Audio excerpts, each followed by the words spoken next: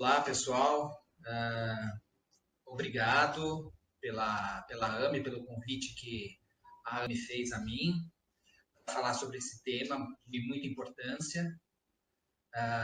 Eu vou falar sobre depressão hoje.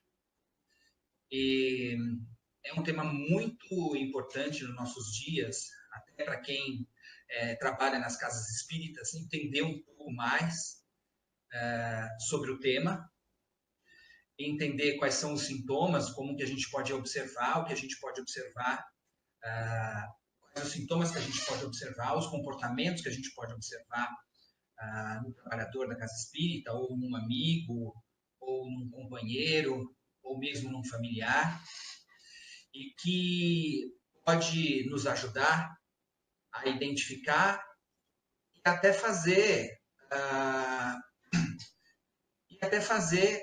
não só um certo diagnóstico na nossa cabeça, né? Porque a maioria que estão assistindo talvez pode não ser um profissional da área de saúde, e possa encaminhar essa pessoa até um profissional que possa realmente fazer um diagnóstico exato do que está acontecendo.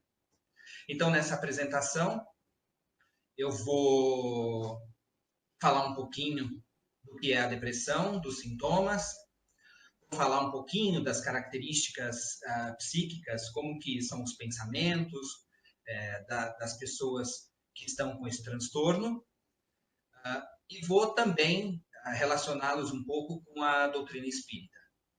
Né? Então, o tema da palestra é depressão sob um ponto de vista espírita, né? E eu sou o Mauro e vou estar aqui com vocês nesse tempo. Na verdade, quando a gente fala de depressão, a gente está falando de um abaixamento de nível, né? A gente está falando de um enfraquecer, de um bater, ou uma ação de deprimir. Quando a gente passa numa rua, ou quando a gente vê, né, a gente fala, nossa, tem uma depressão na rua, né? E a depressão é exatamente isso, né? Ela dá essa figura, essa ideia de abatimento, né? De um encolhimento ou um desvalor existencial. A depressão, quando a gente fala sobre a depressão, a gente está falando sobre exatamente isso, né? A gente está falando de um transtorno basicamente de humor. E, na verdade, é um abatimento, um desvalor existencial. E o ser que está sofrendo com essa doença, ele acaba tendo. Então, é como se a existência dele fosse encolhendo. O humor ficando mais depressivo. Essas são as características básicas da pessoa com depressão. E o Emílio Romero, num dos seus livros, ele diz que a depressão é um modo de ser no mundo. E é um estado de ânimo predominante que afeta todo o universo do sujeito. Então, mesmo que a gente diga que a depressão seja um transtorno de humor ou um transtorno da área afetiva, nós estamos nos referindo, né, à área afetiva, mas que também vai afetando todo o ser, todas as dimensões da existência desse ser, não só a afetividade. Porque vocês vão ver mais adiante, eu vou falar um pouco dessas características. E como essas características vão influenciando não só o psíquico, como o biológico e como o social, como o comportamento da pessoa. Então, por conta desse transtorno do afeto, as pessoas elas vão perdendo, elas vão tendo abatimento, esses abatimentos existenciais em cada área da vida. Isso que o Emílio Romero, diz que, que afeta todas as dimensões da existência, não só a dimensão afetiva. Nós podemos aqui falar um pouco, né, desses dados estatísticos da depressão. A depressão, ela é uma preocupação mundial e ela afeta 322 milhões de pessoas no mundo, segundo os dados da OMS de 2015. E em 10 anos, de 2005 a 2015, esse número cresceu 18,4%. Então foi um crescimento aí expressivo para um transtorno, né? E o Brasil, ele representa aí 5,8% da população que tem transtorno depressivo. E é uma doença que é incapacitante. É incapacitante em que sentido? A pessoa, ela quando tem esse transtorno, ela fica incapacitada de trabalhar até, de exercer suas funções normais, de exercer suas funções no dia a dia, a sua função de mãe, a sua função de pai, a sua função no trabalho. Então, é uma doença incapacitante e por isso que é muito preocupante. E o Brasil, ele possui o maior número, né? Óbvio, pelo tamanho do Brasil, ele possui o maior número na América Latina. E os dados são alarmantes entre 18 e 29 anos, porque é 3 vezes maior do que os indivíduos que têm acima de 60 anos. Então, é uma doença que acomete bastante os jovens. E os índices de mulheres é maior que os índices de homem. Então, são altos, né? Então, é preocupante, é muito preocupante. É uma doença que realmente, além de ser incapacitante, é muito preocupante. Então, os governos e as políticas públicas, elas precisam levar em conta esse tipo de transtorno. Porque realmente a pessoa ela fica incapacitada de fazer as suas funções. E isso é muito sério. Então, como é que identificamos uma pessoa, né? Como é que a gente pode identificar uma pessoa que tem o transtorno depressivo? Na verdade, os dois sintomas que a gente percebe que são mais característicos é o humor depressivo e o interesse ou prazer dessa pessoa, ela está bem acentuadamente diminuído, né? O prazer das atividades diárias, né? Então, quando você vê uma pessoa que tem um humor deprimido, está para baixo, e essa pessoa não costuma ter esse tipo de humor, não costuma ter esse tipo de relação com a vida, talvez uma relação um pouco mais deprimida, né? Você sabe que era uma pessoa muito uma pessoa, vamos dizer assim, normal, né? Que reage adequadamente às situações da vida, né? E essa pessoa ela começa a se ter um humor deprimido, ou o seu interesse pelas atividades diárias, pelo seu serviço, pelo seu companheiro ou pela vida que está levando, começa a ficar diminuído. Você precisa começar a prestar atenção, porque esses dois são os fatores mais importantes. Mas eles não vêm sozinhos.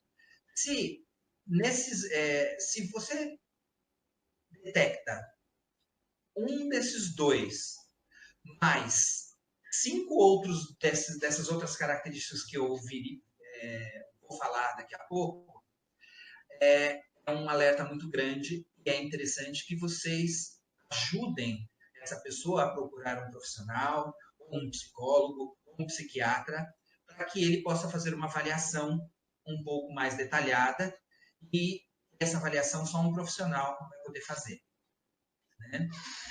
Então, além do humor deprimido e o interesse ou prazer acentuadamente diminuídos nas atividades diárias, né, que são os mais importantes para que a gente determine exatamente que é um transtorno depressivo, a gente pode olhar também a questão do físico, a perda ou ganho de peso, a diminuição ou aumento do apetite, sem que a pessoa esteja de dieta. Simplesmente a pessoa ela começa a variar o peso, ou para mais, ou para menos, ou comer demasiadamente, ou comer pouco. Isso é um alerta. Ou quando a pessoa começa a dormir demais, ou dormir de menos, uma certa agitação, né? Não que a pessoa se perceba agitada, mas que os outros comecem a perceber, nossa, a pessoa está começando a ficar agitada, ou uma certa lentidão psicomotora, a pessoa começa a ficar mais lentificada, né? A gente percebe quando uma pessoa está mais lenta ou está mais agitada. Então, são fatores que também são muito característicos para a gente fazer um diagnóstico. Uma certa perda de energia ou fadiga, né? Pensamentos de morte recorrente, né? A pessoa começa a pensar em suicídio, ou mesmo teve alguma tentativa, ou mesmo tem planos para cometer suicídio. Isso são fatores de alerta, né? A gente precisa prestar atenção. Um sentimento de inutilidade ou culpa, né? É excessivo, né? Uma capacidade diminuída para pensar ou se concentrar, ou uma certa indecisão. Então, se você vê 5 dessas características na pessoa, mais uma dessas outras 2, né, do humor deprimido, o interesse ou prazer acentuadamente diminuído pelas atividades diárias, isso é um indício muito forte de que a pessoa tem esse transtorno. Então, é interessante que você, que é o entrevistador da Casa Espírita, ou você que está assistindo esse vídeo, possa indicar essa pessoa, ou mesmo você mesmo que está assistindo esse vídeo, pode estar sofrendo desse transtorno, a procurar um profissional e fazer uma avaliação um pouco mais detalhada sobre isso, né? Então, como a gente disse no começo, esse transtorno ele afeta todas as dimensões da existência da pessoa. Então, o que é isso, né? Nós temos aí, nós falamos dentre eles os sintomas psíquicos, né? Que a gente estava falando do humor depressivo, os sintomas fisiológicos da perda de energia, o sono, a alteração no apetite, até a redução ou do interesse sexual, né? A gente pode incluir aí. E os sinais comportamentais, que é o afastamento social, crises de choro, alterações psicomotoras, comportamento suicida, desistir de algum trabalho, não ir mais trabalhar, não ir mais estudar. Então, a perda dos interesses diários, coisas que ele fazia, que agora ele não está fazendo mais. Então, é muito interessante, é muito bom que a gente esteja atento a tudo isso, né? Então, todo esse transtorno, ele tem uma intensidade, uma qualidade e uma duração. Quando a gente fala de intensidade desses sintomas, a gente está falando, né, que quanto mais avançado o processo, quanto mais a pessoa ela vai se emaranhando nesse humor e nesse transtorno, mais é afetado o mundo do sujeito. Quanto mais ele vai se embrenhando nos meandros desse transtorno, mais o mundo do sujeito vai ficando restrito, mais ele vai se restringindo ao mundo, né? Porque o mundo é aberto de possibilidades. E quando a pessoa tem um transtorno depressivo, as possibilidades desse mundo, na visão dele, vai se restringindo. Então, então, quanto mais intenso esse processo, mais afetado no mundo do sujeito. Mais o sujeito vai se encolhendo. mais ele vai diminuindo, de alguma forma, os processos, as possibilidades dele.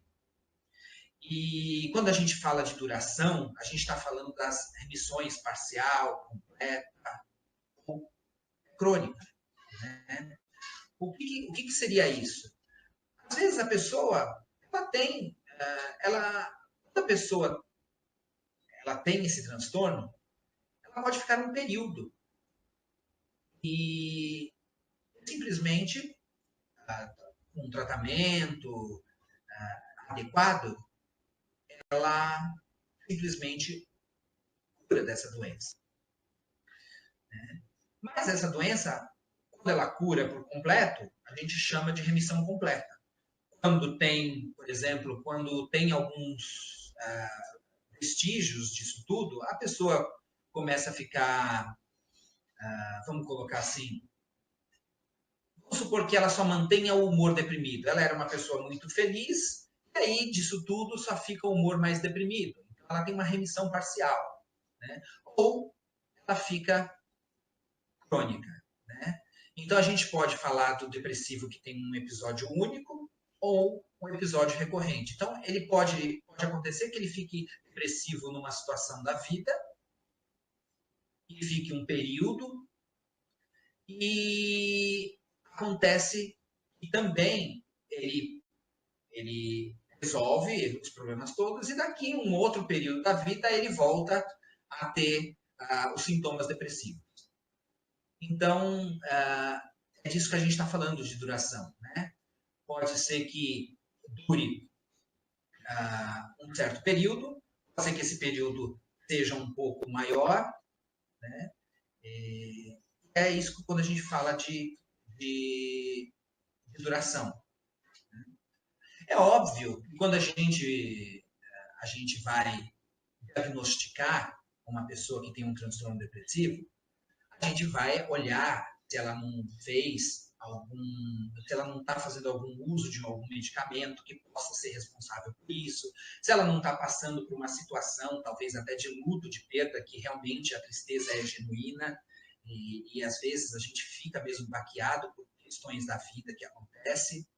Então a gente vai tirar exatamente todas esses indícios que possam dizer assim, não, mas isso é compreensível que ela esteja dessa forma. Né? E então a gente vai olhar tudo isso, óbvio. Né?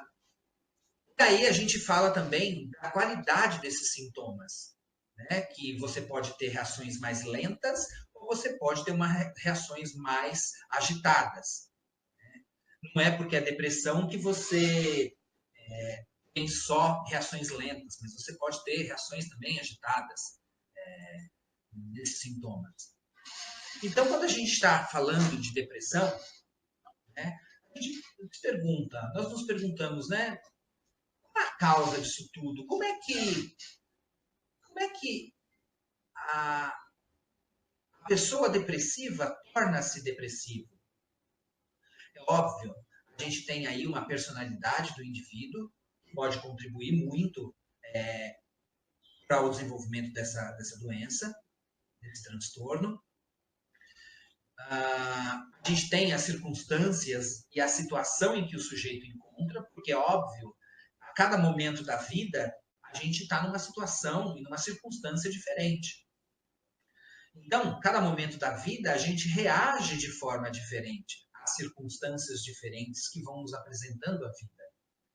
A gente tem uma quantidade de possibilidades de atuar, né, frente aos eventos do mundo e às vezes, por conta da nossa personalidade ou por conta de alguns eventos que estão acontecendo no externo ou até mesmo interno, a gente pode desenvolver esse transtorno.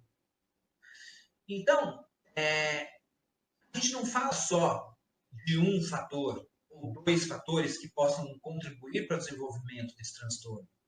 A gente fala de um conjunto de fatores. E quando a gente fala de conjunto de fatores, a gente pode, nós que somos espíritas, a gente pode incluir um fator a mais. Além das causas endógenas, que são as causas que basicamente por questões fisiológicas ou por questões de medicamento, drogas, tem as questões reativas, que são as mais comportamentais, e também a gente inclui uma, né, a espiritual. A espiritual também tem grande influência, aliás, a Joana de Ângeles fala em seus escritos, né,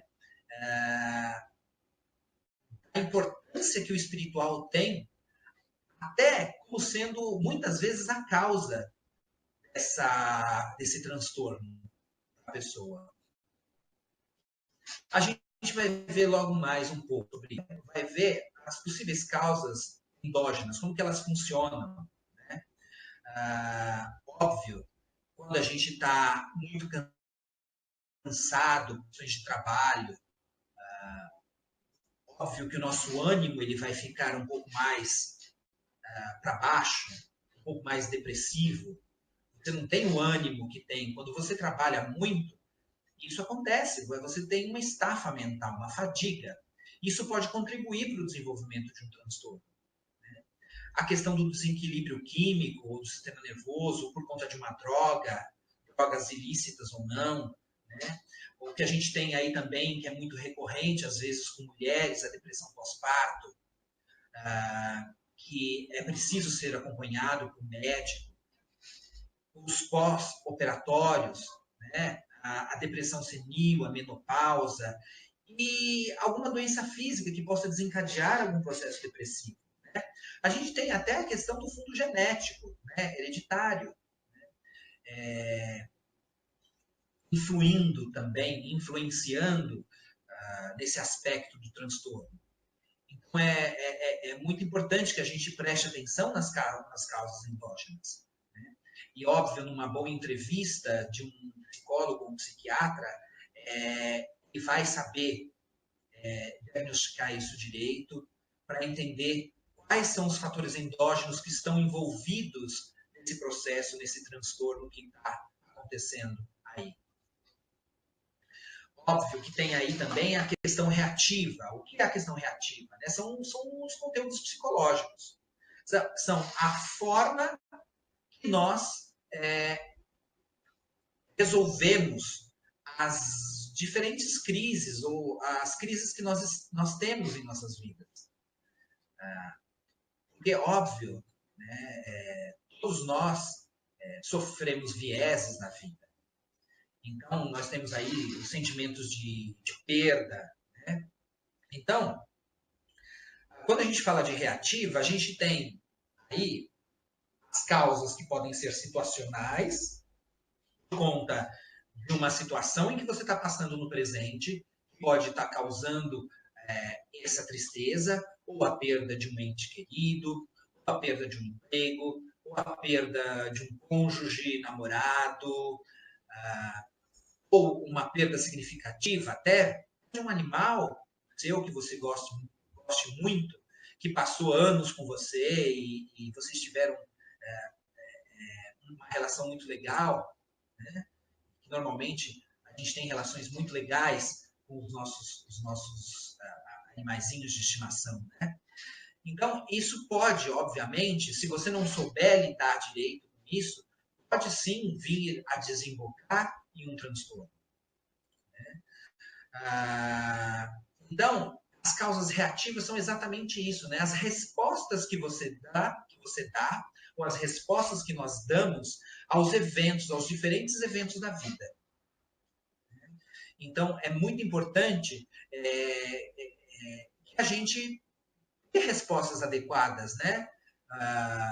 Ou as mais adequadas possíveis, para que a gente não entre nesse tipo de roda que é o transtorno, né?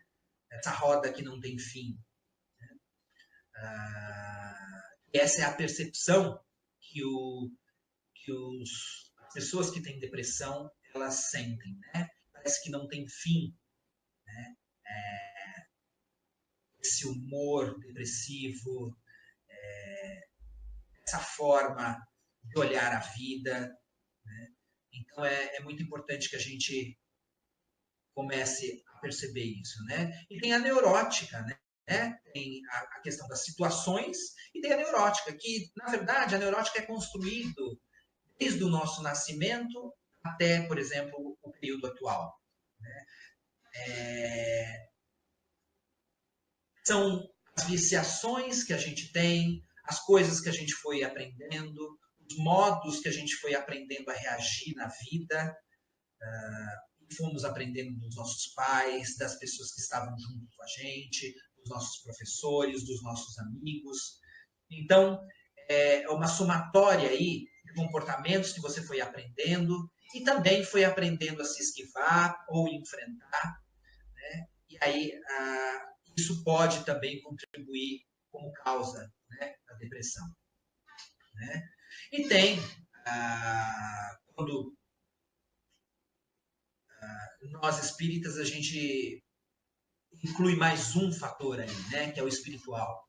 Né? Que são, óbvio, que são as tendências do passado, são as vivências que a gente teve no passado e que a gente traz, as nossas tendências, os nossos vícios, as obsessões, que também a gente conhece, e também outras influenciações aí, né? Outras coisas que podem estar influenciando nesse humor que a gente passa às vezes.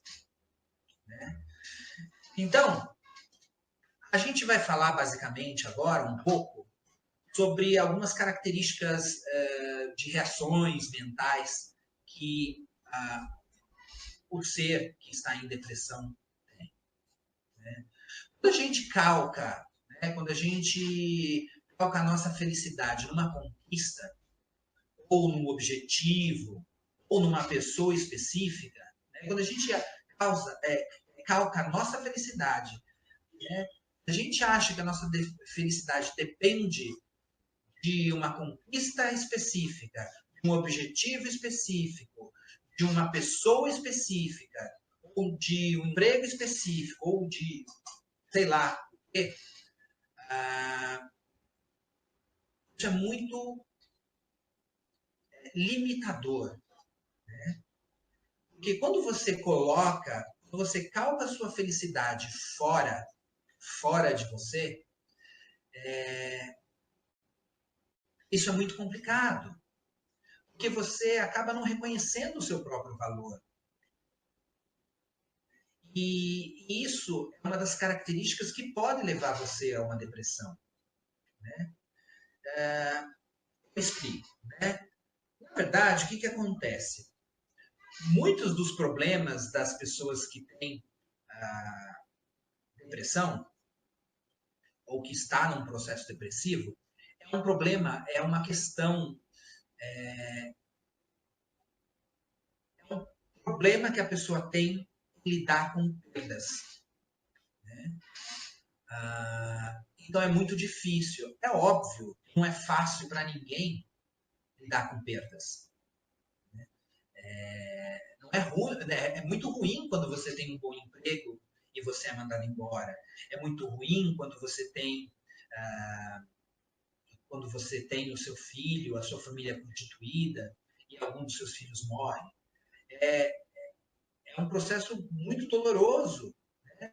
E um processo doloroso também quando você tem um cônjuge ou uma pessoa que você dedicou a sua vida, ou vocês fizeram uma vida junto e vocês acabam se separando. Realmente isso é muito ruim. Mas não é tão ruim a perda quanto o como você lida com ela. Às vezes, e muitas vezes, a forma que nós lidamos com as perdas que acontecem na nossa vida é o que causa esse transtorno. Não temido.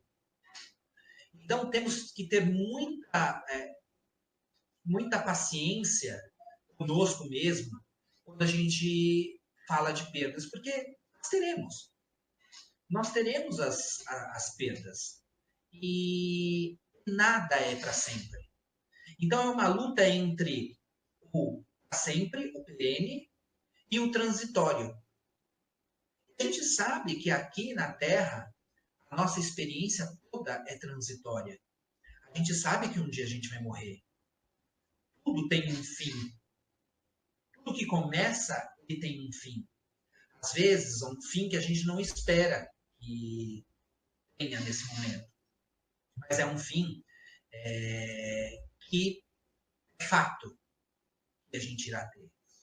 Então, tudo na Terra é transitório. Tudo tem uma transitoriedade, nada é perene. Então, a dificuldade em perceber isso, a dificuldade de lidar com essa transitoriedade, é que normalmente nos levam à depressão. Então, é muito importante que saibamos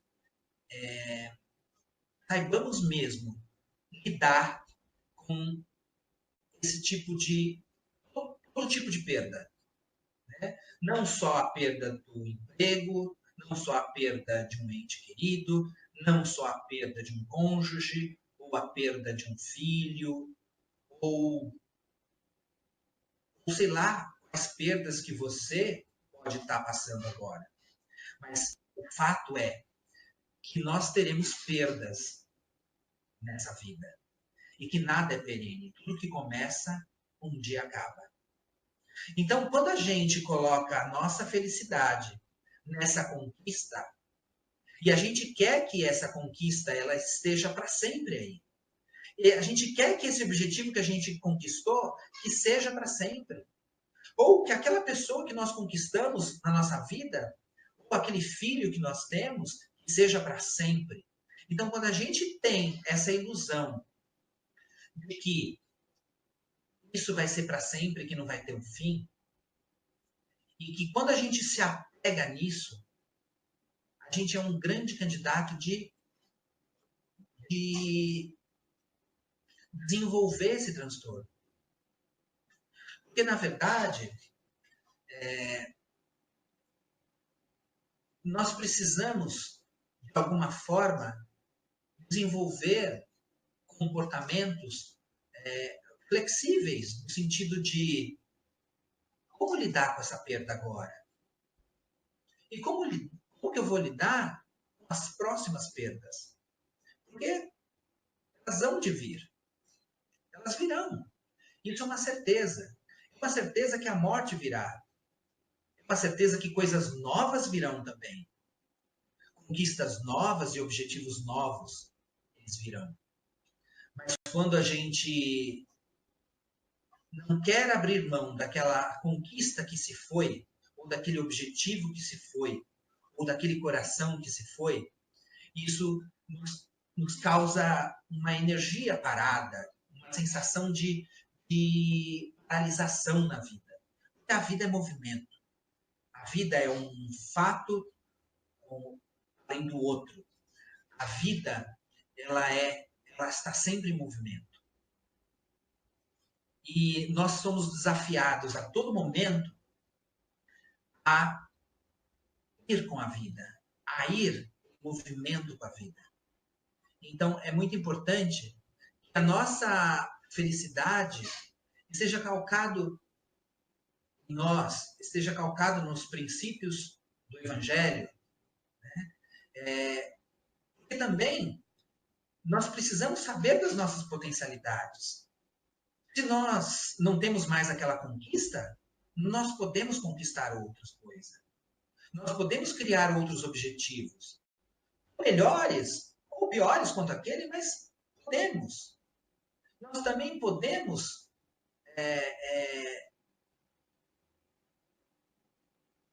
cultivar novas amizades.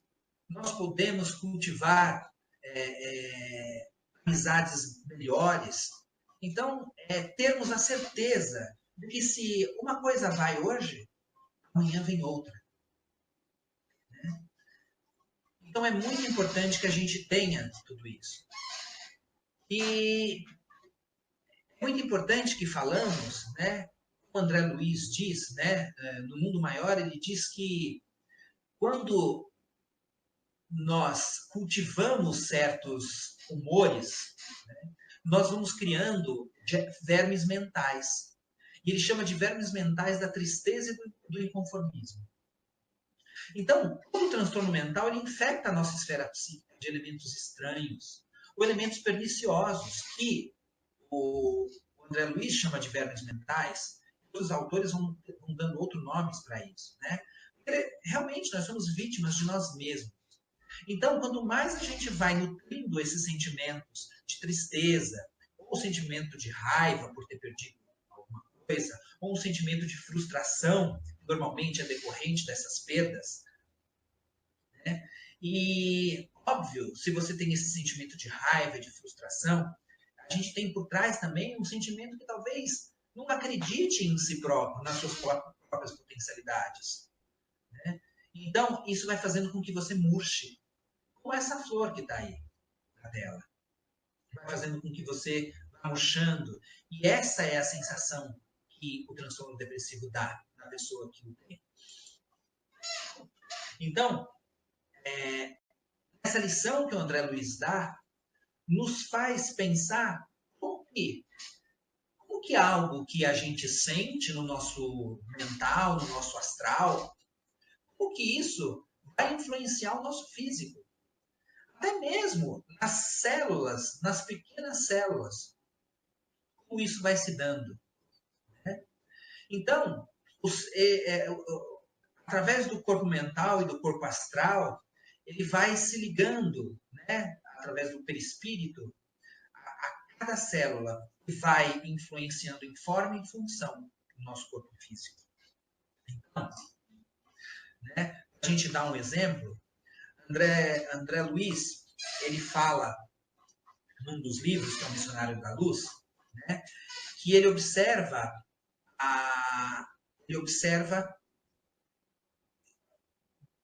um casal, né, que tem entrando numa indisposição íntima, ou seja, eles estão discutindo, né, e ele vê no coração, principalmente numa área do coração ali, uma nuvem negra que cobria essa região.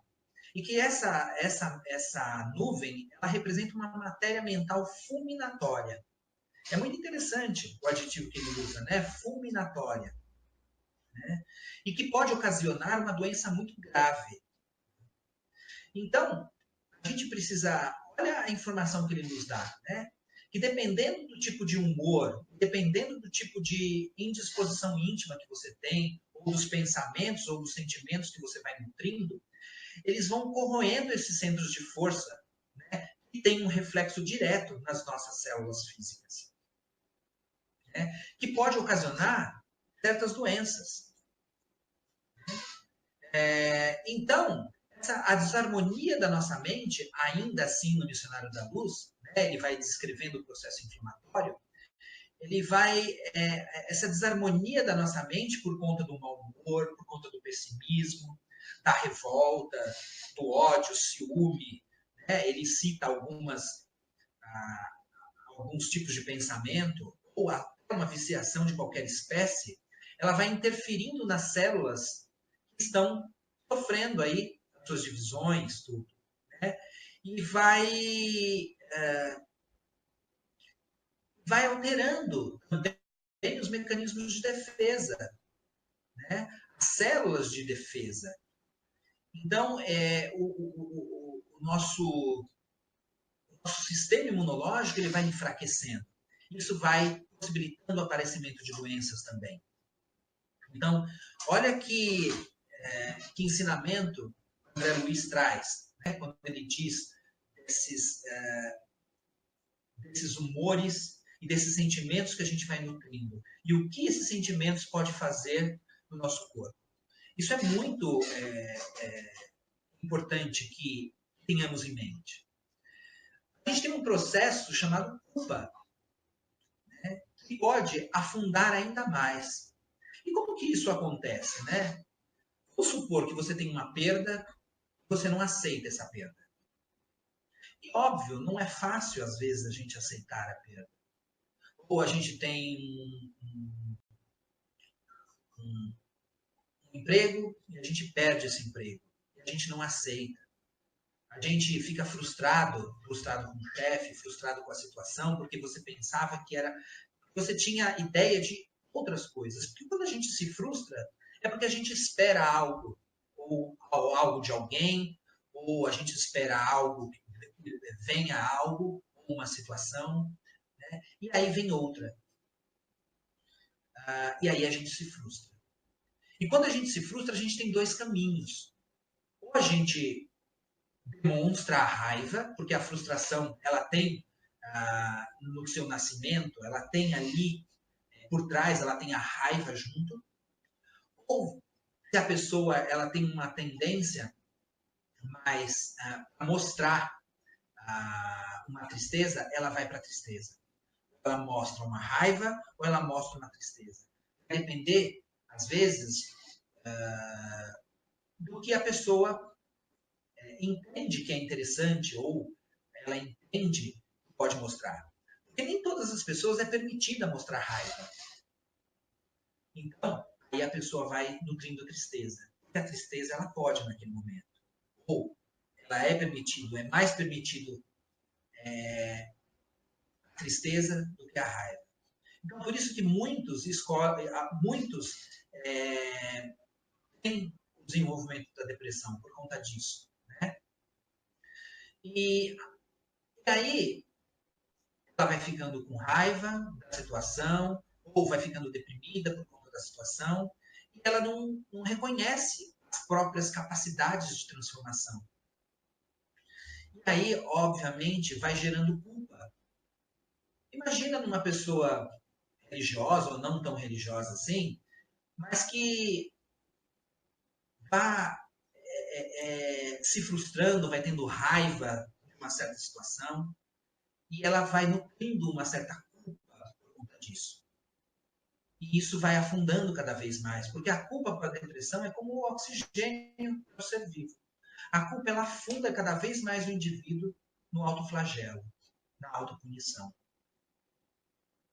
Né? Porque é quase como se ela pensasse, poxa, se a vida não me trouxe ou não me deixou com isso que eu tanto prezo, eu também não quero mais nada. É quase que uma voz interna falando isso. Então, é muito importante que a gente vá percebendo essas coisas, né? Só que a culpa ela precisa ter começo, meio e fim. Porque se ela continuar, a gente vai afundando. Porque é óbvio, a gente tem processos que a gente se sente um pouco culpado. Mas se a gente não for por arrependimento e renovando os nossos pensamentos e sentimentos, nada, a gente só vai afundando. Então a gente precisa transformar essa culpa em combustível para a ação.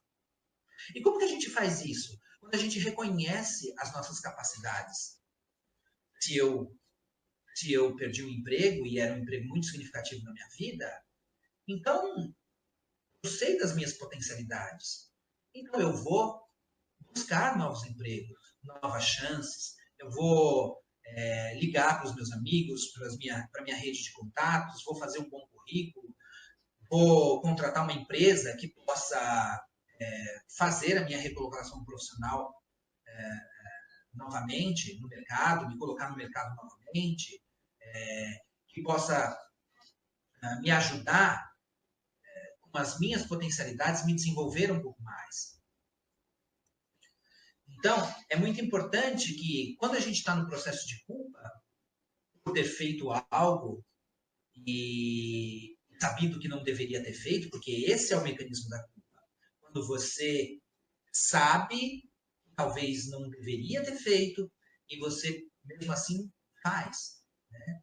E aí vem esse sentimento, poxa, eu não deveria mesmo ter feito. Né? Mas aí vem o arrependimento. Né? E o arrependimento, ele não é arrependimento se não houver uma mudança no sentido de reparação. Então é muito importante que a gente, quando se arrependa, a gente mude de direção. E mudar de direção é rever, é reavaliar os nossos objetivos, é reavaliar os nossos pontos de vista, é reavaliar as nossas percepções, é reavaliar as nossas convicções até. Então é muito importante que a gente, o processo de arrependimento, ele só acontece quando a gente reavalia a nossa vida, reavalia nossos posicionamentos.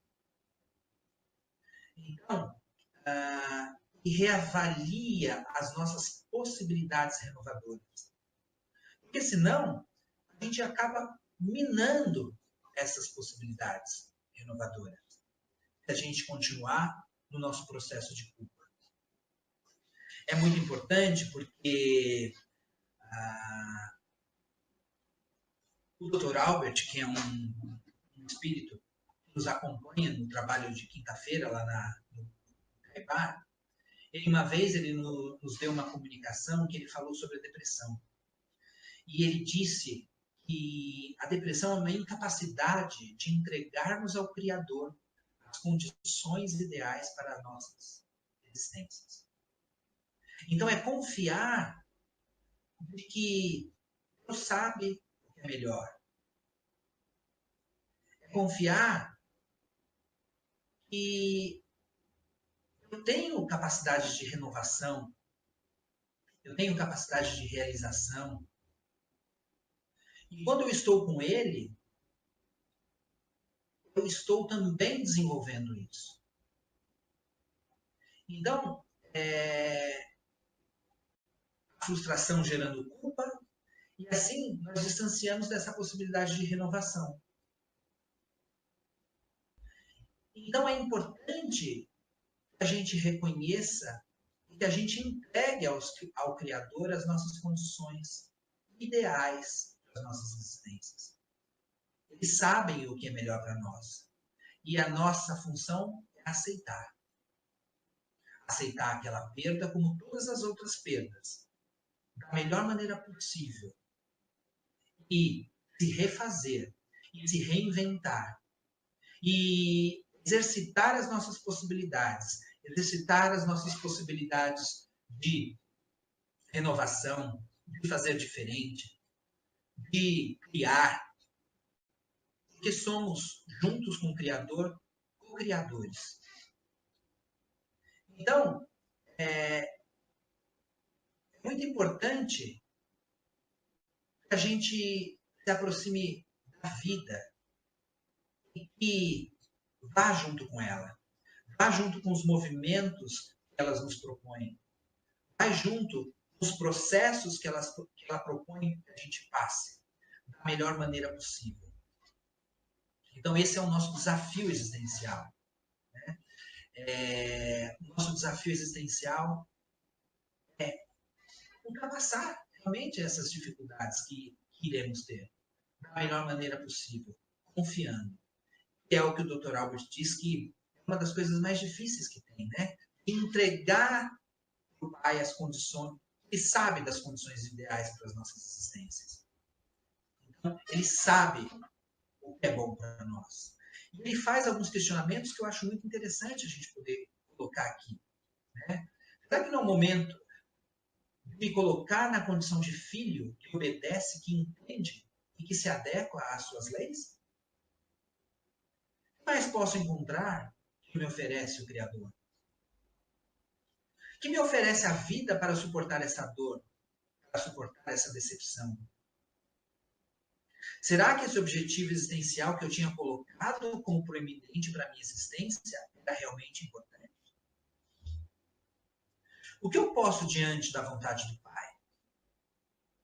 Então, são perguntas interessantes, são perguntas muito boas para que a gente possa fazer a nós mesmos quando a gente está num processo de tristeza, ou não aceitação da vida, ou não aceitação de uma situação qualquer.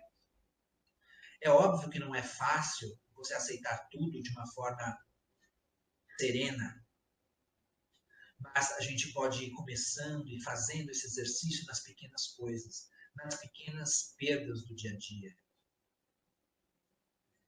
Então, exercitando nas pequenas perdas para que nas maiores a gente esteja bem. ou para que a gente reaja de uma forma bem. Então é importante que a gente tenha isso em mente. E agora a gente vai falar um pouco dos fatores espirituais. Né? A gente falou que tinha, né, as causas endógenas, as causas reativas, que é por conta do nosso comportamento mesmo. Agora a gente fala dos fatores espirituais. A gente está muito acostumado, às vezes, a falar desses fatores espirituais em centros espíritas, né? E Joana de Ângeles, ela diz que a maioria dos transtornos depressivos, isso é uma estatística que ela coloca, a maioria, eu não sei se é assim, mas ela deve ter uma visão maior, né? Ela fala que a maioria, ela apresenta-se de natureza espiritual. Né? Ela diz também que, ou também, se torna de natureza espiritual depois que foi desencadeado por um fenômeno orgânico, psicológico ou fisiológico. E ela diz, mais ainda, que a natureza espiritual, os fatores espirituais na depressão, eles tornam o processo ainda mais complexo. Por quê? Porque ela diz que as influências perniciosas de obsessores ou de entidades que estejam junto com a gente, ou essas personalidades desencarnadas, elas fazem com que esse processo se aprofunde um pouco mais. Elas se tornam muito mais complexas, a depressão. Então, quando a gente fala de fatores espirituais, a gente está falando de uma herança espiritual, além da herança genética. Né? A gente está falando de uma herança espiritual. E não só porque a gente está falando da nossa família ou da nossa árvore genealógica, mas a gente está falando que somos herdeiros de nós mesmos, herdeiros das nossas viciações, herdeiros das nossas habilidades, herdeiros das nossas tendências comportamentais, dos nossos hábitos. Né? Nós acreditamos na reencarnação, então nas múltiplas existências, e o quanto nós trazemos de trás para cá esses vícios mentais. Então, quando a gente fala de fatores espirituais, a gente está falando disso também, da nossa herança espiritual. E também a gente está falando das obsessões, que eu não vou entrar aqui muito no mérito, mas a gente sabe os diferentes graus de obsessão que nós que se tem, né? Da simples, passando pela fascinação até a subjugação do indivíduo, e dos tipos de obsessão que a gente tem. Né? E que, se a gente olhar mais cuidadosamente, a gente sabe que toda obsessão é uma auto-obsessão. Então, a gente tem as obsessões de desencarnado para encarnado, encarnado para desencarnado, encarnado para encarnado, desencarnado para desencarnado, tem as simbioses. Né? Então, é importante que a gente perceba a influência que as obsessões também têm no processo depressivo. Né? E é interessante também observarmos, como o irmão Jacob disse, né, que toda a influenciação espiritual ou toda a obsessão, no caso ele estava dizendo que influenciação espiritual, porque ele estava influenciando um médium para que passasse a informação que ele gostaria para as pessoas da mesa. Né? E ele diz que toda a influenciação espiritual é uma questão de frequência vibratória, é uma questão de afinidade e sintonia. E se nós estamos nos sintonizando com alguns obsessores ou alguma personalidade encarnada ou desencarnada, é porque, de alguma forma, nós estamos em sintonia. E o André Luiz também diz, no Mecanismos da Mediunidade, também, essa questão, né? Da sintonia e de como a nossa mente atrai. E como nós estamos ligados em espírito com todos os encarnados ou desencarnados que pensam como pensamos. Né? Então é importante que nós percebamos isso. E é óbvio, o tratamento, né? Agora podemos falar um pouco de tratamento e da evolução do processo, além do tratamento farmacológico e psicoterapêutico, a gente tem aí toda a gama de tratamentos aí espiritual que o Espiritismo coloca para a gente. Né? A leitura do Evangelho, a discussão, ou seja, quando a gente faz a leitura do Evangelho, a gente começa e discute um trecho, a gente começa a aprender um pouco mais, a ter novas formas de pensar além daquela forma que a gente já pensa. Né? Pelo menos começar a vislumbrar formas diferentes de pensar, ou mesmo formas diferentes de sentir. Se a gente não as tem ainda, a gente pode começar através da leitura edificante, ou através de uma discussão, ou através de uma palestra, a gente pode começar a semear o nosso mental e a nossa parte emocional, semear um pouco e começar a aprender, a ter os indícios de um novo comportamento, de uma nova forma de reação. A água fluidificada, nós temos o tratamento do passe, nós temos a desobsessão, essas leituras que eu falei para você, né, que do Evangelho, que são enobrecedoras, ou de algum livro que possa enobrecer, que possa ensinar você novas formas de reagir ao mesmo evento, ou a eventos estressores, uma conversa com amigos, cultivar boas amizades, exercícios físicos é muito importante, o autocuidado, né? Porque se nós não formos amigos de nós mesmos, né, como é que poderemos passar por essa vida? Então é importante que prestemos atenção nisso. O sério Allan Kardec, no livro Depressão e Mediunidade, ele coloca, né, os mandamentos infalíveis da depressão. Né? Eu achei um jeito jocoso, brincalhão, né? Um jeito talvez bem humorado, para que a gente falasse um pouco sobre isso. Né? Ele diz, né, o primeiro mandamento, desista de lutar, isole-se. O terceiro, construa ideias perturbadoras e concentre-se nelas. Evite o bom humor, guarde ressentimento ao máximo, mantenha-se em estado de consciência culposa, converta-se em vítimas dos atos alheios. Imagine-se ou sinta-se doente, cada vez mais doente. Descuide do seu corpo, mantenha-se com os itens anteriores inalterados. Né? Ele, de uma maneira engraçada, de uma maneira original, eu diria, ele vai falando que mantém a gente nesse estado de ânimo. E que se a gente continuar fazendo essas mesmas coisas, a gente vai afundando cada vez mais. E no livro Respostas da Vida, do André Luiz, psicografado pelo Chico Xavier, a lição 33, ele diz: agentes do ponto. Então, esse agentes do ponto é para a gente fechar o nosso encontro. Né? Eu deixo o nosso encontro lendo essa lição que nos deixa André Luiz. A lembrança amarga não consertará o passado.